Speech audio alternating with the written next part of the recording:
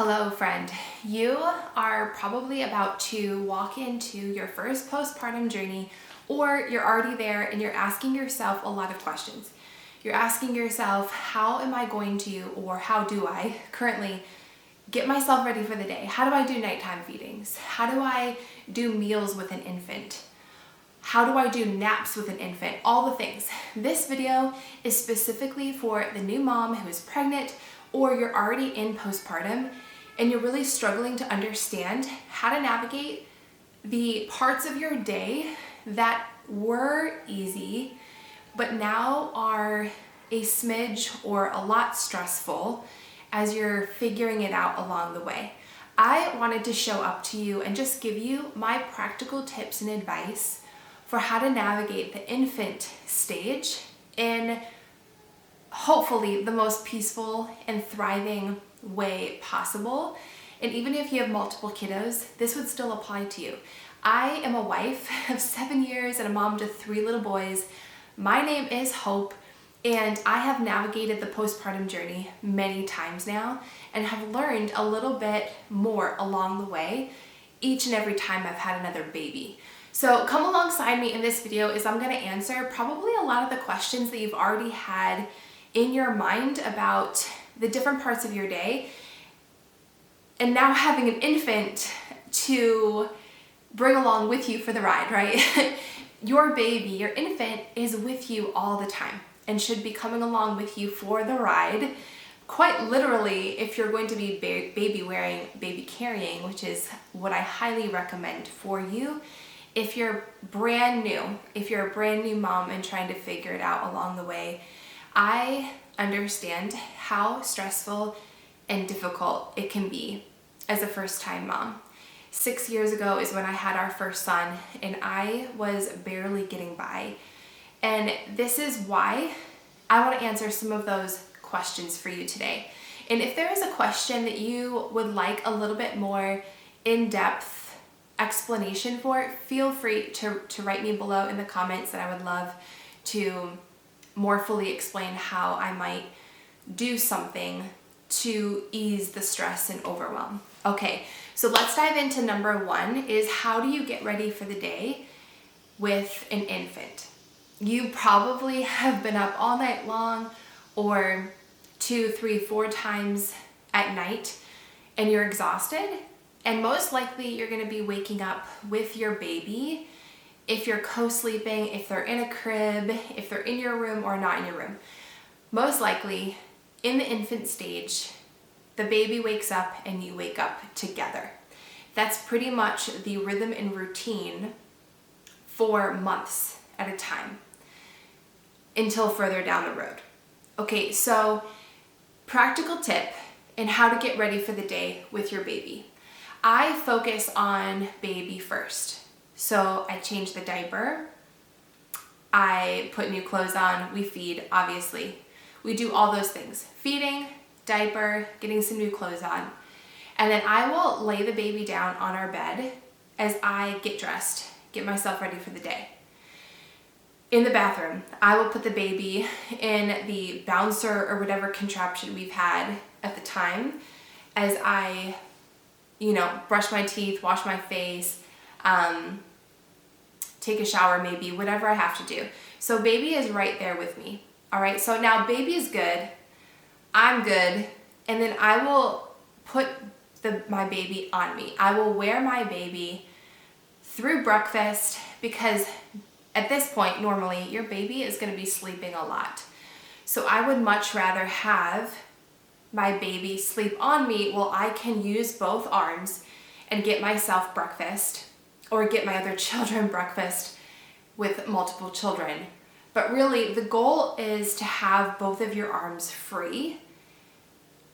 And I say this with baby wearing because if you have your baby in the bouncer, let's just say, or the baby swing, whatever you have, your baby will most likely get fussy and need to go down for a nap or whatever it is.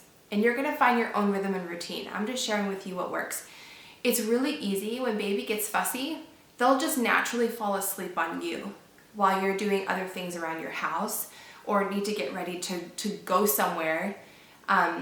It is so much easier to have your baby on you than have to stop what you're doing and calm your baby down and then put them in the carrier or whatever. I just find it very seamless and smooth in the morning time to do this routine.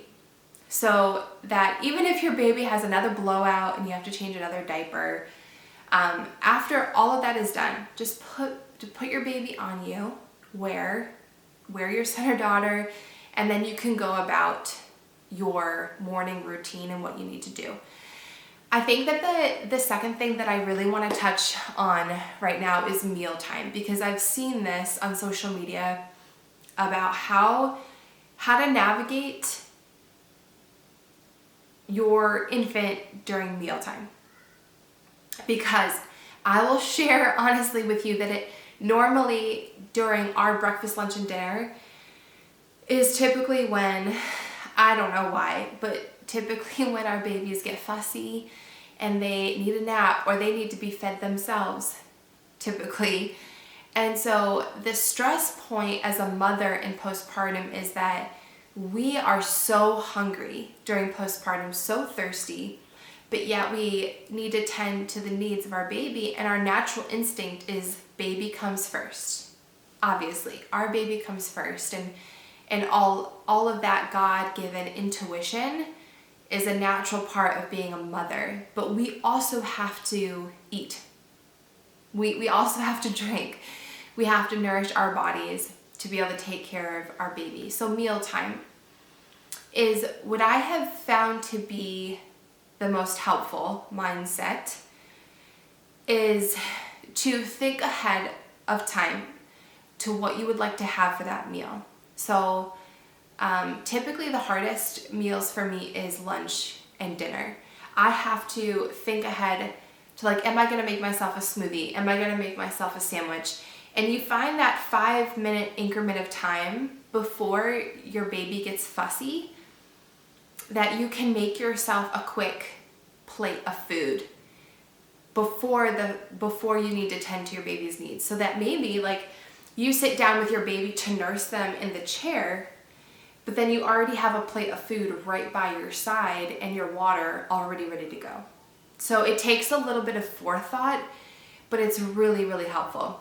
There have been so many dinners that I have stood in the infant stage. So I'm saying the first month to 2 months of time, I have stood eating my dinner because normally our babies have wanted to take that evening nap, and I'm rocking the baby to sleep as I'm eating my dinner, or I'm feeding my baby in the chair while I'm also eating my dinner. So you have to adjust to the needs that are before you and make up your mind that I'm not going to let this frustrate me too much. I'm not going to be overly stressed about this. I'm just going to adjust to what I need to do for this particular season. And the season of infancy is very, very short. It's literally a month or two, and then everything changes. Or week to week, everything changes with your baby because they're growing so fast. Okay, naps. I want to touch base on naps for a second because I did a video months ago about naps and why with my firstborn I spent a lot of time in the dark. I can link this here so you can go ahead and check that out. But I spent a lot of times in the dark as a new mom trying to get our first son to go to sleep. And it was terrible. I was very depressed. I was very anxious. I had no idea what wake windows were for babies, and my life was full of frustration as a new mom.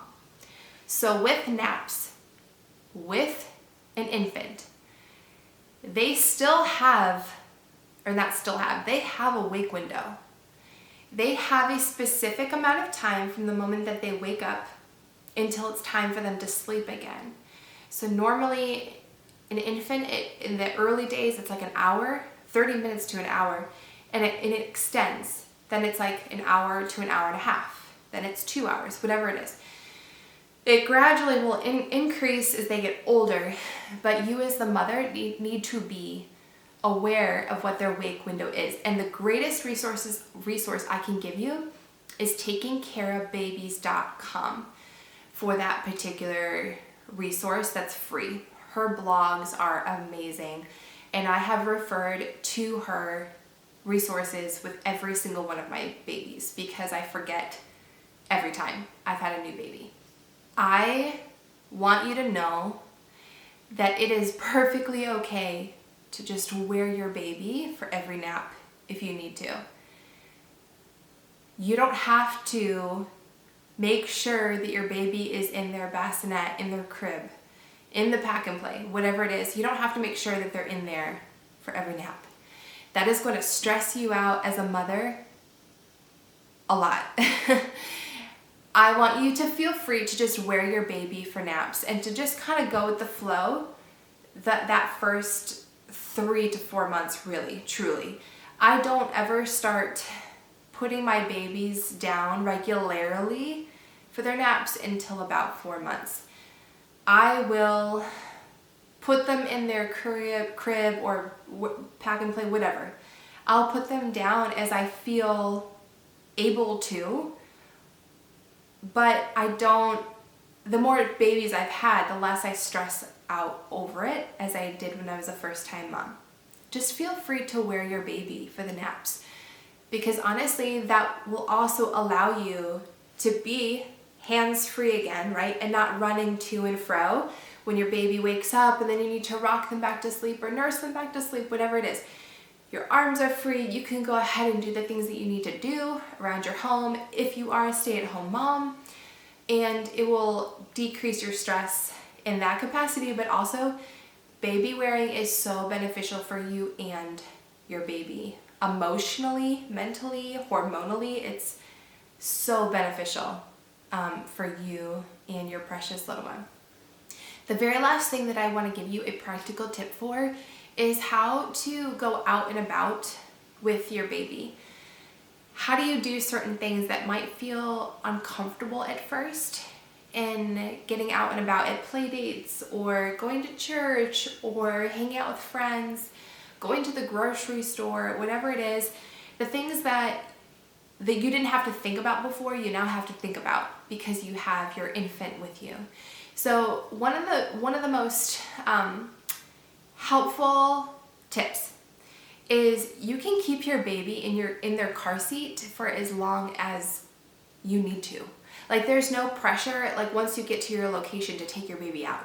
If your baby is totally fine, even if they're sleeping, obviously, just keep them in their car seat. But if they're awake and they're not fussing or crying, just keep them in their car seat where they're content and happy, because that will also alleviate your stress as a new mom. You're going to the grocery store, keep them in their car seat and put them in the cart. If that won't work, bring your carrier with you and you can wrap your baby in whatever you have and walk about the grocery store getting the things that you need while your baby is on you. And that is so, so helpful. One of the things I want to tell you is that you do not have to follow other people's opinions or advice on how you should do things. Or if you feel like you have certain limitations that day in what you can handle, then follow your intuition. I am all about and pro just follow your intuition as a mom. If you can only handle doing one outing, do that. Don't feel pressured by yourself or other people to do things that you're not quite ready for, because that will only escalate, or that will only increase your stress on your nervous system and cause you to be more prone to frustration, maybe anger, impatience, whatever that is. When you're out and about, I always make sure, I don't always do this, but I try to remember to pack that diaper bag the night before. So if I need to leave the house in the morning with my baby, there's already enough going on in the morning time that I don't need to also think about the diaper bag. I make sure that I have what I need in the diaper bag or right by the door to where I can quick grab and go. And make sure that that diaper bag is full of everything that you need, including, if you would like to, a nursing cover. So that when you are out and about, you easily have your nursing cover if that makes you feel much more comfortable. You have your burp cloths, you have extra wipes and a change of clothes. You have snacks for yourself, your electrolytes. Whatever it is, you absolutely would make your day a lot easier being out and about. Make sure that that diaper bag is full and it's right by the door with the other things that you need, so that sets you up for success and going out and about with your baby. So I hope that this video encouraged you and gave you some very tangible ways to navigate the infant season with grace and confidence. If there's something that you want me to dive into even a little bit further, or there's a question on your mind of like, how do I handle this in the infant stage, please leave me a comment below. I would love to answer it for you. So until next time, friends, thank you so much for tuning in today and watching. If you are a brand new mom and you're about to enter into your postpartum season, I have a beautiful, helpful, simple, but practical guide for you called Thriving in Your Postpartum that you can get on noblemotherhood.com. I created that ebook myself, no one else, no computer help, no AI. I created that for you, for the mom who is bracing for, preparing for postpartum. You can check out all the details at noblemotherhood.com, and I would love to come alongside you in your journey. Until next time, friends, bye.